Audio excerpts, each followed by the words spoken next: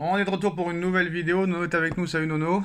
Salut Sacha. Désolé, encore parler d'Mbappé parce qu'il y a des nouvelles révélations sur les gros problèmes de KM7. Il est perdu sur le terrain, il est au cœur de nombreuses polémiques. Et Mbappé vit la période la plus difficile de sa carrière. Aujourd'hui, apparemment, certains proches se sont confiés, hein. Il était de retour à Paris hier pour se ressourcer chez lui pendant cette trêve internationale. Mbappé y a retrouvé quelques amis, Hakimi ou le portier espagnol Arnaud Tenas, privé d'équipe de France par Deschamps. Le capitaine des Bleus espère sans doute profiter de cette coupure pour se refaire un peu la cerise. Entraîné dans une tornade médiatique depuis plusieurs mois, le joueur du Real semble en effet avoir un immense besoin de couper, de se déconnecter du football, tant il apparaît perdu sur le terrain et en dehors. Donc marqué par son divorce difficile avec le PSG, touché par son affaire extrasportive en Suède, Mbappé doit désormais gérer les critiques venant de la presse française et espagnole. Les défauts aperçus au PSG et chez les Bleus sont également visibles au Real Madrid, et ça les médias madrilènes n'aiment pas.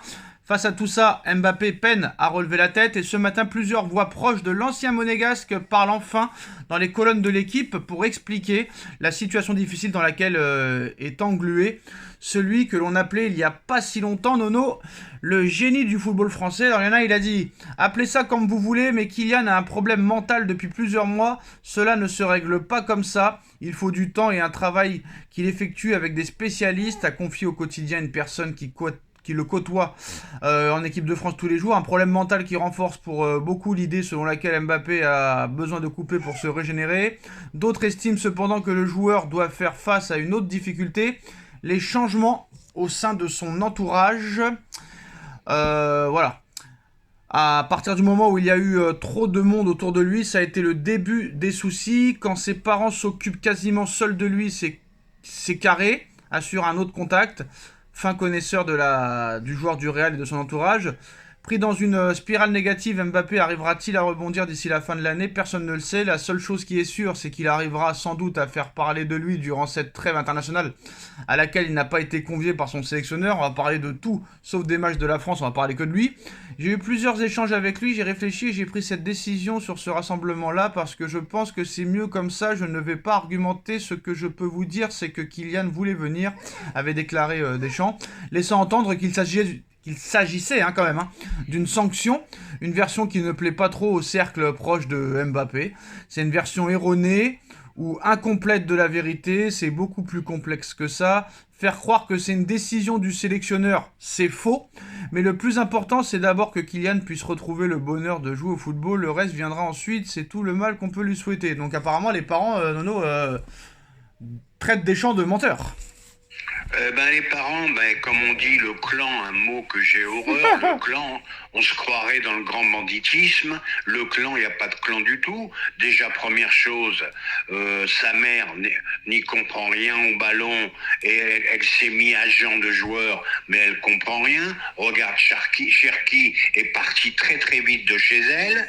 Voilà, très mal conseillé. Je le dis et je le répète. Ah s'il est parti, il y a peut-être des chances qu'il vienne au PSG, lui, cet hiver, non? Pardon? S'il a quitté sa mère, c'est peut-être qu'il va peut-être venir au PSG.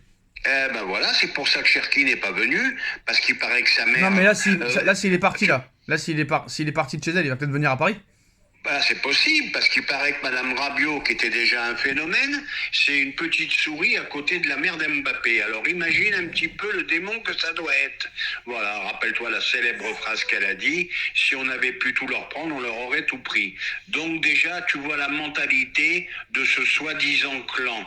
Et puis voilà, erreur sur erreur, et puis il y a peut-être un petit déclin footballistique, parce que moi j'en ai marre. Moi j'en ai marre qu'on me parle de dépression, de patati, de patata. Le mec, il est pas avec le marteau-piqueur à 1 200 € par mois. Ça, pour moi, c'est insupportable, c'est inaudible. C'est inaudible.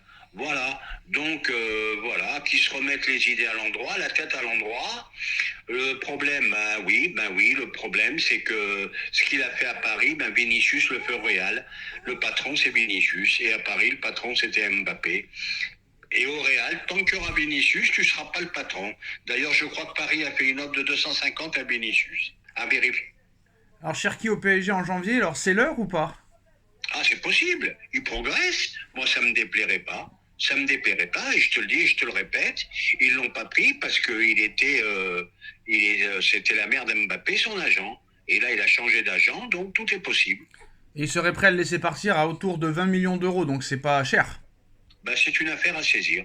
Pourquoi le vendre aussi cher, le vendre aussi peu cher, pardon, s'il est si Mais fort? parce que Cherki, on a vu, hein, il y a des hauts, il y a des bas, il faut confirmer quand même. Hein. On ne peut pas donner des 80 et des 100 millions à des joueurs qui n'ont encore rien prouvé. Hein. Faut arrêter là. Alors, le PSG aimerait aussi recruter un autre joueur formé à Lyon, Nono, en la personne de Castello Luqueba, qui enchaîne les très bonnes performances au Red Bull Leipzig. Oui, non. Central gaucher. Oui, ça serait pas mal, ça serait pas mal. Serait disponible à 30 millions d'euros, Nono. Ça serait pas mal et ça reste raisonnable. Voilà, après, bon, apparemment, c'est Enrique qui décide et pas Campos Oh, de ni toute façon, Nasser.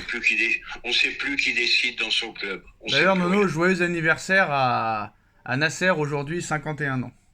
Eh ben, bon anniversaire Nasser. Ça fait 12 ans que tu nous fais souffrir.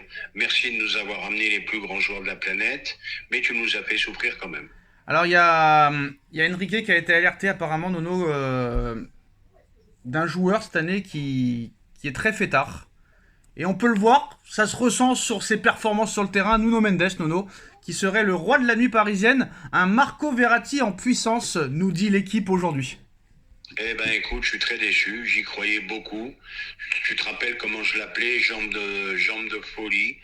Bon ben voilà, ben il n'y a pas de mystère, hein. Les blessures, ça vient d'un manque d'hygiène de vie et c'est possible. Et c'est annoncé par l'équipe là que Ouais. c'était le roi. Et il y en a un dans l'équipe qui a dit malheureusement, bah, Luis Enrique, c'est pas Giroud. Hein. D'accord, d'accord. Donc Eh ben, écoute, c'est eh pas ben, le genre de gars qui va. Luis, Voilà. avec Luis Enrique, il risque de le payer hein, et de cirer le bantouche. C'est pour ça qu'en plus de ça, si tu sais qu'en plus de ça c'est un fêtard et qu'il est abonné aux blessures, c'est là que tu vois encore la faute professionnelle de ne pas avoir recruté un joueur en doublure à lui, quoi. Voilà, mais ça c'est une erreur aussi. Et malheureusement, les joueurs, tu peux pas les surveiller 24 heures sur 24. Hein. Ils sont professionnels, ils ont des salaires conséquents. À eux d'être sérieux. Regarde le gâchis Verratti, regarde le gâchis Neymar. Et ben tu risques d'avoir un gâchis Nuno Mendes. Alors, Parce que pour moi, ça allait devenir l'un des meilleurs latéraux en Europe. Hein. alors apparemment, le joueur de Lille, Zegrova, plaît beaucoup à Luis Enrique. Parce que là aussi, il fait grimper sa cote hein, sur le marché des transferts. C'est un ailier, c'est ce que cherche Enrique. Est-ce que ça pourrait être une piste pour cet hiver? Ben, j'espère que ça peut être une piste parce que voilà un joueur qui me plaît beaucoup. Hein. Non seulement c'est un ailier, grand technicien, qui marque des buts, qui court. Il a tout pour lui, ce joueur, sous-coté à mon avis. Il y en a qui sont surcotés, mais lui est sous-coté. Il a légitimement sa place au PSG. En espérant que ce sera une opportunité pour le Paris Saint-Germain. Voilà, Et c'est toujours pareil. Quand tu joues à Lille et tu arrives à Paris, ça devient différent. Donc, à voir. Et n'oublions pas que Jonathan David est libre à l'été 2025. Voilà. Je préfère Zegrova, je te dis franchement. Ouais, mais David gratuit, moi je dis pas non. Bah non plus. Surtout que c'est pas le même poste en plus. Il joue pas pareil. Voilà. Ciao, tchuss à tous. Eh ben,